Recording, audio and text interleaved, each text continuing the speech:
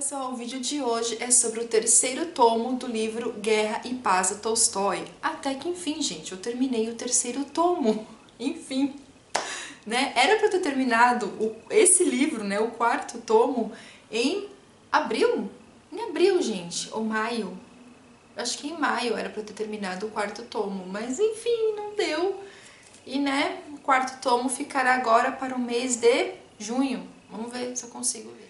Então nós entramos no terceiro tomo, no ano de 1812, que até então estava tudo tranquilo entre Napoleão, entre Alexandre, e de repente inicia-se uma nova guerra por conta de um mal-entendido, né? E Napoleão iniciou uma nova guerra. Esse tomo, ele tem uma mescla ali da guerra que está ocorrendo e dos personagens, e é de uma forma bem fragmentada, assim, sabe? Bem certinha, assim, primeiro eu vou falar sobre a guerra, depois eu vou falar sobre tal personagem, e assim por diante. Foi um pouquinho diferente do primeiro e segundo tomo. A Natasha, né, depois de tudo que aconteceu lá no primeiro e segundo tomo, ela, aqui nesse terceiro, continua o sofrimento dela durante um bom tempo, vai contando tudo o que aconteceu, mas depois ela se recupera e volta a ser a Natasha de antes. E o Pierre, gente, o Pierre é meio, sei lá, meio maluco, assim. Deu a entender, né, que a Natasha e o Pierre estavam ali meio que um interessado no outro, principalmente a Natasha. Só que aí do nada, um dia aqui, o Pierre simplesmente, eu preciso ir num, acho que um jantar, desaparece, nunca mais volta ali até, né, durante um bom tempo. Achei meio bizarro, assim. O príncipe Andrei, que é o meu personagem favorito da história, ainda pensa em um duelo com o Anatoly e, enfim, ele quer vingança. Depois disso, o Tolstói entra com a questão da guerra.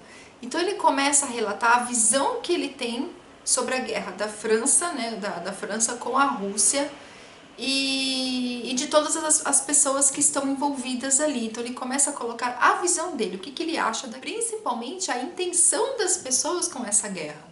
Então ele vai narrando e são páginas e páginas com essa visão do Tolstói que é bem legal. E aí chega um momento que todos estão querendo ir para uma cidadezinha, né, ali próxima, chamada Montes Calvos. Só que uma outra cidade próximo a Montes Calvos foi tomada pelos franceses, então tá todo mundo indo para Moscou. E isso acontece com a princesa Mária, né? O pai continua maltratando ela, né? Tem toda aquela história ainda, nada mudou. E o que é interessante na leitura dessa parte aqui é que a aristocracia, ou seja, o povo rico, para eles nada mudou. Eles continuam tendo a vida deles e tal. Agora os outros que estão nesse desespero. Mas a Mária, ela, né, apesar de ser da aristocracia, ela, né, precisamos ir para algum lugar, precisamos sair. E aí você tem uma parte bem triste do livro, que é quando o pai, né, de Mária, o pai do príncipe Andrei, acaba falecendo. E ele pede perdão para a filha. Foi muito bonito isso. Eu não sei dizer por que ele era tão duro com a Mária. Tanto que eu até menciono nos outros vídeos, do tomo 1 e do tomo 2, que ele gosta da Mária, ele tem um amor imenso por ela. Só que ele maltrata ela e não dá pra entender o motivo, né? Apesar que ele também é muito duro com o príncipe Andrei, mas enfim, ele é homem, né? Então ele é duro assim, mas de uma outra forma. Mas com a Mária ele realmente maltratava muito ela, enfim. Mas ele pediu perdão e foi muito bonito essa despedida entre eles. E depois que o pai morre, a Mária quer ir embora para Moscou. Só que os mujiques do pai, eles não querem, eles querem continuar ali. Aí chega uma história até Mária que eles estão passando fome, e a Mária, né, toda, né, aquele coração mole dela que quer ajudar todo mundo, acaba ajudando, dando os grãos, né, os cereais ali para esses mujiques, e mesmo assim eles permanecem. E nisso acontece uma coisa muito legal, que o Rostov, né, vamos lá, o Rostov, ele acaba sabendo, ele estava passando com ele, não sei como, foi bem por acaso mesmo, ele com as tropas acabaram entrando ali nas terras, né, da família do príncipe Andrei. E aí o Rostov fica sabendo da situação da princesa Mária e resolve a situação ali dos mujiques e escolta a Mária até Moscou, gente. E o que que acontece? A Mária se apaixona por ele. Eu achei tão bonitinho, gente. Foi muito fofo. E o Rostov, ele também fica encantado com Mária. Aconteceu ali uma química entre os dois que, enfim, óbvio que a Mária ficou muito mais apaixonada, mas ele também não ficou muito atrás. E ali vem mais uma parte do Tolstói revoltado com Napoleão, e são páginas e páginas e páginas. Depois, história vai, história vem, e o Pierre acaba encontrando com o príncipe Andrei, ambos acabam conversando e tal, e ali você percebe que o príncipe Andrei já não consegue esconder tantos os seus sentimentos, e sim, ele ainda é apaixonado pela Natasha. E ali começa uma batalha que se chama Batalha de Borodino, eu acho que se pronuncia dessa forma, tá? E que no caso a Rússia que vence essa batalha. Então você também tem todo um aparato dessa batalha aqui no livro. E o Pierre, ele acaba participando dessa guerra como mero observador. E é muito engraçado, gente, essa parte do livro. Porque o Pierre usa um chapéu branco e, tipo, os soldados ficam, tipo, por que ele tá com aquele chapéu? E inventam um apelido pra ele. E, assim, é muito engraçado. Só que, assim, esses soldados acabam gostando do Pierre, né? E é bem divertido. Então, você tem a descrição dessa guerra na visão do Pierre e também pelo próprio narrador. E aí que chega a parte emocionante do livro, na minha opinião. O príncipe Andrei é atingido por uma granada. Então ele vai para a enfermaria, ele tá passando muito mal e tal. E ali na enfermaria, na maca do lado, quem que está ali, gente? Enfim, amputaram a perna do cara.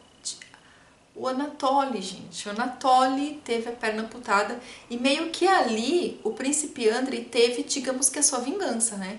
Só que pra ele, naquele momento, quando as pessoas estão na beira da morte, elas começam a dar valor à vida, né? Em vários momentos aqui do livro, né, desse terceiro tomo, o príncipe Andrei, ele não sabe por que ele tá aqui, aquela tristeza, aquela coisa. Na hora que o cara vê a morte, ele já começa a pensar em todas as coisas maravilhosas que aconteceram na vida dele, e o quanto ele quer viver, e enfim, gente, chega um momento aqui que ele pede até o evangelho. Não sei se é para um dos enfermeiros ou para o médico, enfim. Ele até quer ler a Bíblia, enfim, né, porque ele não é cristão, né, ele tem aquela coisa de não acreditar em nada e tal.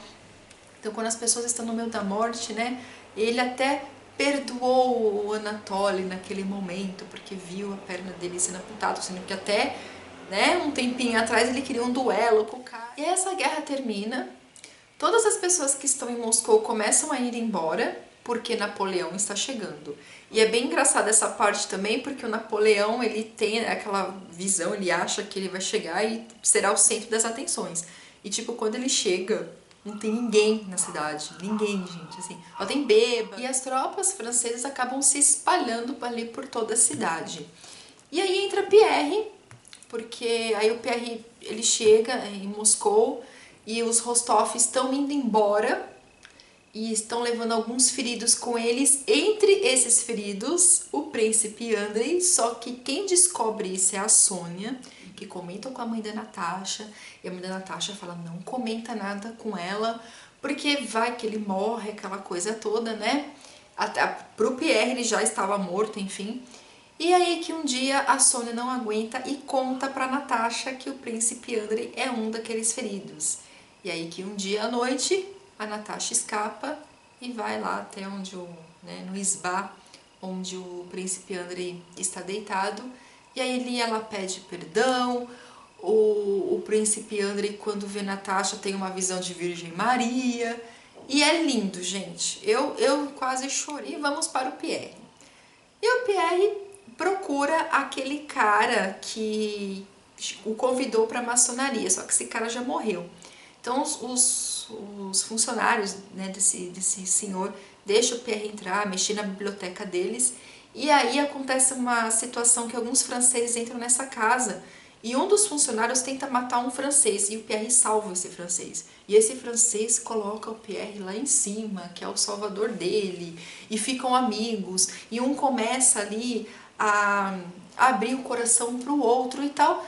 E aí o Pierre dá 5 minutos nele, o Pierre foge, ele sai correndo e Moscou estava assim por incêndio, gente. Existem umas conversas de que quem incendiou Moscou foram os franceses, Mas acredito que não, né? E o Tolstói também coloca aqui uma visão bem bacana, que a cidade era feita de madeira, e como ficou somente bêbados, enfim, aquelas pessoas, então aquelas fogueiras que eles faziam em casa, aquilo deve ter pego fogo, e aquele fogo foi se espalhando, e etc. E ali o Pierre acaba encontrando uma família, a mulher tá desesperada porque a casa começou a pegar fogo e ela deixou o bebê no berço. E aí o Pierre entra nessa casa, salva essa criança, só que ele não encontra mais a família, então ele pede para não sei quem lá levar aquela criança para a família, e ali ele acaba encontrando uma moça. E ele encontrou essa moça, história vai, história vem, o Pierre acaba se entregando, ou seja, ele é preso. E aí termina o terceiro tomo de Guerra e Paz, do Tolstói. Gente, eu amei ler esse terceiro tomo, eu demorei um pouquinho para ler por causa das minhas outras leituras, mas eu quero ver se eu finalizo esse outro tomo, né, o quarto tomo, agora no mês de junho. Vamos ver se eu consigo, tá?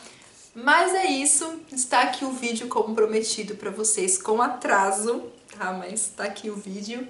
E é isso, se vocês gostaram do vídeo, deixa o joinha de vocês, compartilhem, se inscrevam no canal e até o próximo vídeo. Tchau!